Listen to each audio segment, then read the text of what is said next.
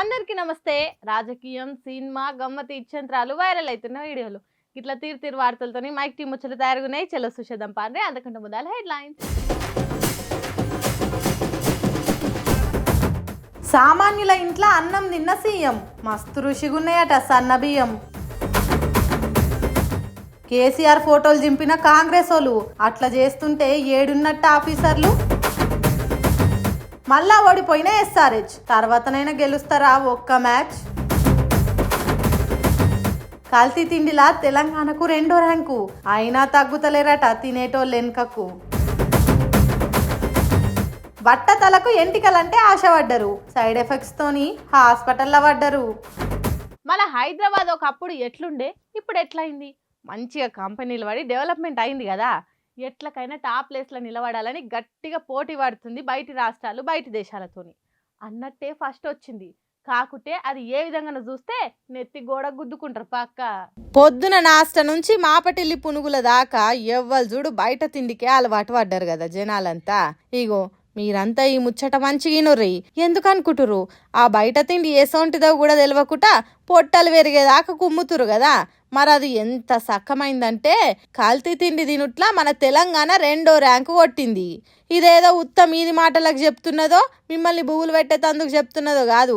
పక్క ఆధారాలతోని 2021 నుంచి 24 ఈ 4 ఏళ్లల్లా ఫుడ్ సేఫ్టీ ఆఫీసర్లు మన దేశం మొత్తం అన్ని జాగాలలో తిరిగి అక్కడి తిండిని పరీక్షలు చేసి బయట పెట్టిన ముచ్చటిది. తెలంగాణలో పరీక్ష చేసిన ప్రతి 100 తిండి శాంపిల్స్లల్లా 14 కల్తీ అయినట్టు తేలిందట.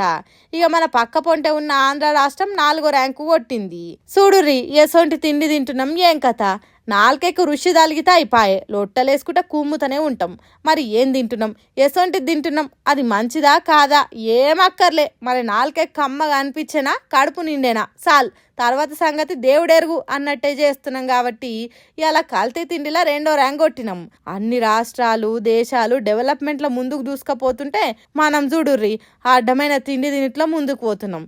ఎంత మొత్తుకున్నా ఏం లాభం చెప్పుర్రి. కుక్కతో ఒక వంకర అన్నట్టు ఈ వార్తను కొట్టి వారేసి మళ్ళీ అదే ఓటర్ల లైన్లు కడతారు. ఏముంది, ఈ 2వ ర్యాంక్ కాస్త ఫస్ట్ ర్యాంక్ అయితే తప్పితే జనాలు మాత్రం మారరు పోన్రి. జర మన పానం కోసం మనమైన ఆలోచన చేయాలి. కాబట్టి ఏం తింటున్నాం, ఎసొంటిది తింటున్నాం అనేది 1కి 10 మాటల ఆలోచన చేసుకోర్రి. ఎంత కుదిరితే అంతా బయట తిండి బంద్ పెట్టుర్రి. ఉట్టిగా పైసలు నాశనం, పానము ఖరాబే. ఏమంటున్నాం సోచో జరా. పైసలు వస్తే చాలు ఏదైనా చేస్తుంటారు కదా మనుషులు. అరే జర ఫాలోయింగ్ పెరిగిందంటే అయిపోయి, మేమే తోపులం, మేమే తురుములం, మేమేం చేస్తే అదే కరెక్టు, మేమేం చెప్తే అదే రైటు అన్నట్టు చేస్తే ఊకుంటా కూసోరు ఎవ్వరు. ఏడికాడికి అలా బండారం బయట పెట్టి కడిగి పారేస్తాం అని వార్నింగ్ ఇస్తుంది గీ అక్క. ఇంతకు అక్కేవలు ఎవరిని తిడుతుంది, దేనికోసం తిడుతుంది? నన్ను చూస్తే ఎట్లా తెలుస్తుంది?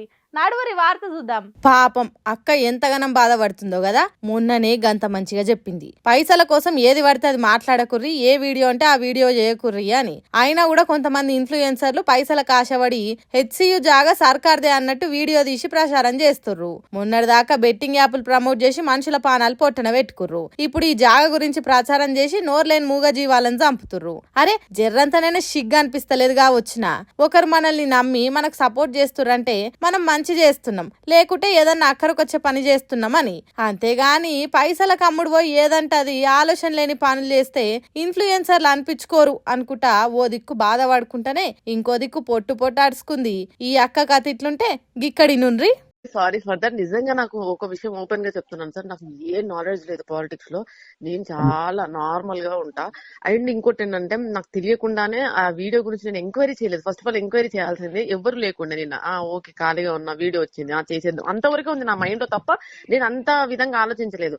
అండ్ వాళ్ళకి నేను మరీ అడిగినాను, దీనివల్ల ఏమైనా ఇష్యూస్ వస్తాయా, దీనివల్ల ఏమైనా పొలిటికల్ గా నాకు ఏమైనా ప్రెషర్ ఉంటుందా, ఏమైనా మీడియా నుంచి ఏమైనా ప్రెషర్ అవుతుంది, ఏమైనా నెగిటివ్ వస్తుందా అంటే లేదమ్మా ఏది రాదు, ఇదంతా జెన్యూన్, ఇదే అని చెప్పి వాళ్ళు గట్టిగా చెప్పేసరికి నేను ఏ ఎంక్వైరీ చేయకుండా వీడియో చేసి రిలీజ్ చేశాక నా కామెంట్ చదివాక దాని తర్వాత నేను యూట్యూబ్ లోకి వెళ్ళి హెచ్సియు గురించి అప్పుడు ఎంక్వైరీ చేస్తే నాకు ఇదంతా విషయం తెలిసింది. గణపతి కాడ డాన్స్ చేసుకుంటా ఒక్క స్టెప్ తోని ఫేమస్ అయ్యి ఇప్పుడు సోషల్ మీడియాని షేక్ చేస్తుందిగా సుష్మా భూపత్ అనే గీమే నిత్య సోషల్ మీడియానే వాడుతుంది. ఇతుమార్ లేకుండా వీడియోలు చేస్తుంది. రాష్ట్రంలో వారం 10 దినాల సంధి హెచ్సియు భూముల పంచాది మూగజీవుల ఏడుపులు ఇవే వీడియోలు గిరికలు కొట్టవట్టినాయి. కానీ ఈ అక్కకు గా ముచ్చట్లు ఏం తెలియదట.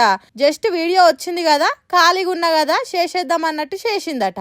అంతేగాని ఆమె తప్పు ఏం లేదట అన్నట్టు సొక్కపూస మాటలు మాట్లాడుతుంది. ఈ నేటోడు పిచ్చోడైతే చెప్పేటోడు ఏదైనా చెప్తాడు అన్నట్టే ఉందిలే ఈ ఇన్ఫ్లుయెన్సర్ల కథ.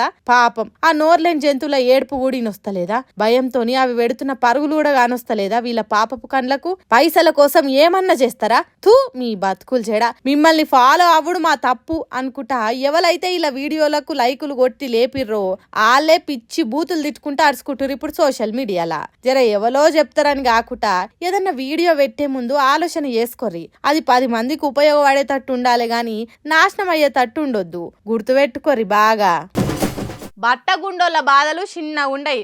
అద్దం ముందటికి పోయి గుండు చూసుకొని గుండెల్లో ఎంతగానో గుమ్మిలిపోతారో వాళ్ళకే ఎక్కువ ఎరుక. ఎదురైన ప్రతి మంచి నెత్తి దిక్కు చూసి కంపేర్ చేసుకొని బాధపడతారు.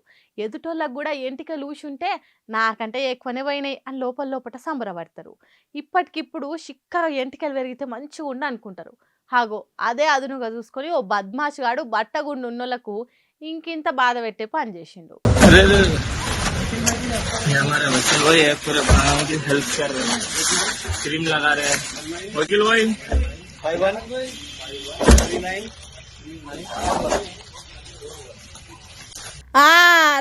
రావాలే మందు ఎక్కువైతే మందు దొరకది. జల్దీ రావాలే, మందు రాసుకోవాలి. మీ గుండ్రటి గుండును నల్లటి నల్లమల్ల పరిస్థితిగా ఒత్తుగా జుట్టు మొలిపిస్తాం అని చెప్తే హైదరాబాద్ లో ఉన్న పాత బస్తీ ఫతే దర్వాజా కాడ బట్టతల మీద జుట్టు మొలవడం కోసం మందు రాయించుకునేటోళ్ళు వీళ్ళంతా. ఏమో ఏ పుట్టలో ఏ పామున్నదో అని ఆశగల బట్టతల భాగ్యవంతులు ఎవడో ఢిల్లీ బిగ్ బాస్ కు పోయినోనికి ఇక్కడ మందు రాస్తే జుట్టు పెరిగిందనే ప్రచారం బాగా జరిగిందట. ఇంకేమున్నది, ఏన్కా ముందు ఆలోచన చేయకుండా వచ్చి తల వంచి మందు రాయించుకున్నారట. ఎడారి తీరుగున్న గుండు మీద 4 పూసలు మొలుస్తాయి అనుకున్నారట. బీడుపడిన భూమిలా తొలకరి శినుకులు పడి పచ్చగడ్డి మొలిచినట్టు నెత్తి మీద ఎంటికలు ఏపుగా పెరుగుతాయి అనుకున్నారట. కానీ ఆశవాడి పోతే గోసవాడి వచ్చుడు అవుతుందని వెనకట పెద్దోళ్ళు చెప్పినట్టే అయిందట. గుబురుగా గుండు మీద ఎంటికలు వస్తాయి కావచ్చు అనుకుంటే సైడ్ ఎఫెక్ట్స్ వచ్చినాయట. అంటే మందు రాసిన ఏరియా మంట మండుడు, గుండు గులగుల వెట్టుడు, పొక్కులొచ్చుడు, కురుపులొచ్చి పుండ్లవుడు, ఓ ఇట్లా చాలా తిప్పలొచ్చి దావకాన పాలైనరట బట్టతల భాగ్యవంతులు. ఆ గుండులకు రుద్దిన మందుల ఏవో అడ్డమైన కెమికల్స్ పాడైనయట. అందుకే సక్కదనాల గుండ్లు ఖరాబై సక్క దావకానకు పోయినరట. ఇప్పటి వరకు వాళ్ళ మీద పోలీస్ కేసు పెట్టిండ్రా పెట్టలేదా అనేది మనకు తెలియదు గాని అక్కడెక్కడనో ఆకాశంలో తలతల మెరిసే తలలు ఇప్పుడు దావఖాన పాలైనవి అంటే చాలా మంది బాధపడుతున్నారట తోటి బట్టతల బాధితులు. రోని కార్తిలా రోలు వాలిగేంత ఎండలు కొడతాయి. జరంతా పైలంగా ఉండాలి, ఎప్పటికీ నీళ్ళెంట పెట్టుకోవాలి అని పెద్దలు చెప్తుంటే ఇన్నాం, జాగ్రత్తగా ఉన్నాం. కానీ ఇప్పుడే రోని కార్తి వచ్చినట్టు ఎండలు యమధర్మరాజుకు చేతి నిండా పని కల్పించేటట్టే కొడుతున్నాయి. ఇక చూడుండ్రి ఎండల వేడి చేయబట్టి ఎసొంటి కథ అయిందో.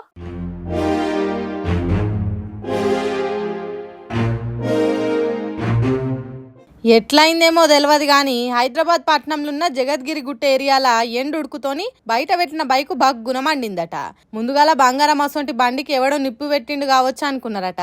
కానీ తర్వాత తెలిసింది ఏందంటే మోటార్ సైకిల్ ఎండవేడికి మండిపోయి మంటలలో చిక్కుకున్నదని తేలిందట. ఓ షాపు ముందు బండి పెట్టి సామాన్ కొనేతందుకు పోయిండో ఏమో వెనుకకు తిరిగి చూస్తే బండి బగబగ మండుతున్నదట. కొద్ది గడియాలనే కాలి బూడిదైందట. చుట్టుపక్కల జనాలు మంటలు ఆర్పేతానికి ఎన్నో ప్రయత్నాలు చేసిండ్రు. కానీ బండి పెట్రోల్ ట్యాంక్ పైపులు గాలినాయి కావచ్చు, మంటలు లగాయించి వచ్చినాయట. అంత దూరం జరిగి చూసుడు తప్ప చేసేదేం లేకుంటున్నారట. పోలీసులు వచ్చినాక ఆర్పినరట మంటలు. చూడుండ్రి ఎట్లున్నదో ఎండల ప్రమాదం. చూస్తుంటేనే బండికి నిప్పు పెట్టింది కదా ఎండ. కాబట్టి పబ్లిక్ ఎండలతోని జరంత పైలం. పెట్రోల్ బండ్లే కాదు బ్యాటరీ బండ్లతోని కూడా పైలంగా ఉండుండ్రి. ఎండకు పెట్టి తర్వాత ఏడవకుండ్రి. మోటార్ సైకిల్లే కాదు మనుషులు కూడా చాలా పైలంగా ఉండుండ్రి. ముఖాలకు గుడ్డ కట్టుకోండ్రి. కొద్ది దూరం నడవాల్సి వచ్చినా చెత్తిరి పట్టుకొని పోండ్రి. నీళ్ళ బాటిల్ బ్యాగులు ఉండేటట్టు చూసుకోండ్రి. 11 దాటక ముందుకే బయటికి పోయి చేసుకునే పనులేమన్నా ఉంటే ఒడసగొట్టుండ్రి. వీలైనంత సేపు నీడలా ఇంట్లో ఉండేటట్టే చూసుకోండ్రి. పోయినసారి కంటే ఈసారి ఇంకింత ఎక్కువ కొడుతున్నాయట ఎండలు. పైలమ్మలా ఎస్ఆర్హెచ్ ఎందుకు వెనుకబడ్డది? పెద్దమ్మ తల్లికి మొక్కిన, పెద్ద పెద్ద స్కోర్లు కొట్టిన ఎస్ఆర్హెచ్ ఎందుకో వెనుకబడ్డది. ఆరాధించే ఫ్యాన్స్ అందలం ఎక్కించిన ఎస్ఆర్హెచ్ ఎందుకో వెనుకబడ్డది. ఆశలు ఎన్ని పెంచుకున్నా, టికెట్లు తీసుకున్నా ఎస్ఆర్హెచ్ ఎందుకో వెనుకబడ్డది.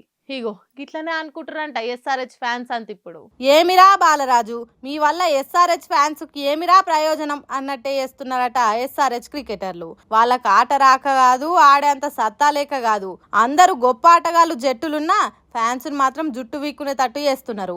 ఐపీఎల్ మొదలైనప్పుడు ఒక్క ఆట గెలిచిండ్రు గంతే, తర్వాత గెలుపు అంటే ఎట్లుంటదో కూడా తెలియకుండా చేసిండ్రు. వరుసగా 4 ఆటలలోడి అన్ని జట్టుల కంటే ఆ కన్నా నిలబెట్టిండ్రు. ఇక దీని మీద ఫ్యాన్స్ అనేటోళ్ళు ఆటగాళ్ళ మీద దుమ్మెత్తి పోస్తున్నారు. శిషి మీరేం ఆటగాళ్ళురా, కొండంత రాగం తీసి అదేదో పాట పాడినట్టు చేస్తున్నారు.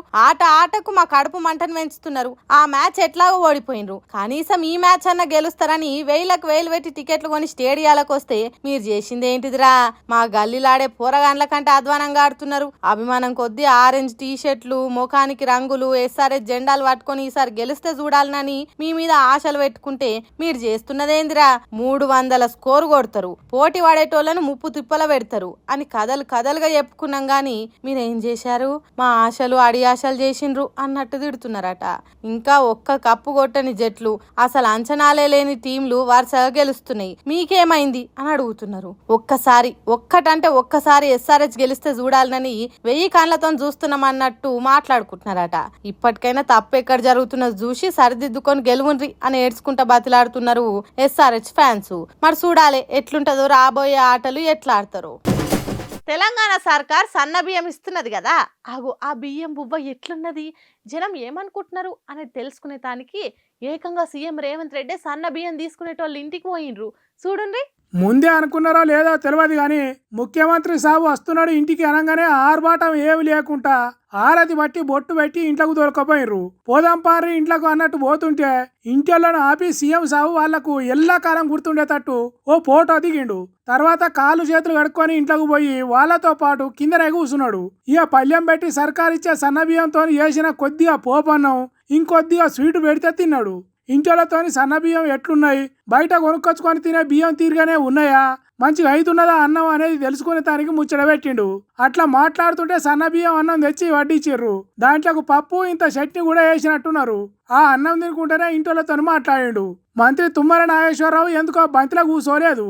అంటే సీఎం సాబుకు కడవ మంత్రులకు అన్ని అరుచుకునే దానికి తినలేదో లేకుంటే తినే కొద్దిసేపు అవుతున్నదో తెలియదు కానీ ఉత్తగానే నిలబడి ఉన్నాడు. తర్వాత సన్న బియ్యం అన్నం వల్ల పెరుగేసుకొని కమ్మగా తిన్నాడు సీఎం సాబు. చూడుండ్రి, నేను ఈ రాష్ట్రానికి ముఖ్యమంత్రి అన్నట్టు కాదు, మీలో ఒక్కరిని అన్నట్టుగా కలిసిపోయిండు సీఎం సార్ వాళ్ళతోని. తర్వాత చేతులు కడుక్కొని బేవులు తీసిండు. ఇంత మంచి భోజనం పెట్టినందుకు ఆ కుటుంబ పెద్దలకు బట్టలు పెట్టిండు. వాళ్ళతోని కలిసి ఫోటోలు దిగిండు.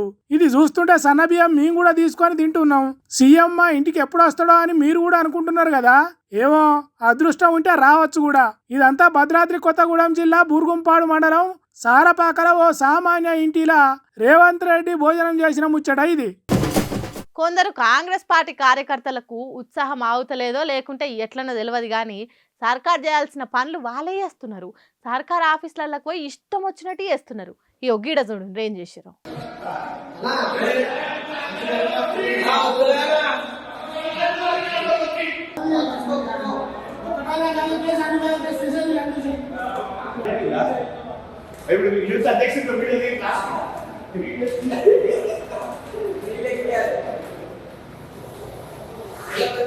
ఉచ్చిలోనికి ఉరుకులాట ఎక్కువ అన్నట్టు ఎట్లా చేస్తున్నారో చూడుర్రి. మేడ్చల్ జిల్లా షామీర్పేటలో ఉన్న వ్యవసాయదారుల సేవా సహకార సంఘం ఆఫీస్ ఇది. దాంట్లో బీఆర్ఎస్ సర్కార్ ఉన్నప్పుడు అంటించిన కేసీఆర్ ఫోటోలు అట్టనే ఉన్నాయట. అగో వాటి తీసి పారేస్తున్నారు. పెద్ద మనిషి ఫోటోకు కాసింత కూడా గౌరవం లేకుండా ఊడబీకిస్తున్నారు. సరే సర్కార్ మారింది కాబట్టి ఫోటోలు తీయాలి కావచ్చు, కానీ ఆ పని చేయాల్సింది ఎవరు? కాంగ్రెస్ కార్యకర్తలేనా? ఇదేమన్నా వాళ్ళ పార్టీ ఆఫీస్ అనుకుంటున్నారా? ఫోటోలను తీసేయాలన్నా ఉంచాలన్నా అనేది సర్కార్ ఆఫీసర్లు చేసే పని కాబట్టి వాళ్ళకు ఫోటోలు తీసేయమని ఓ కాగితం రాసి ఇచ్చి అప్లికేషన్ పెట్టాలి. అంతేగాని అధికారంలో ఉన్నది మా పార్టీ కదా అని ఇష్టం ఉన్నట్టు చేస్తే ఎట్లా?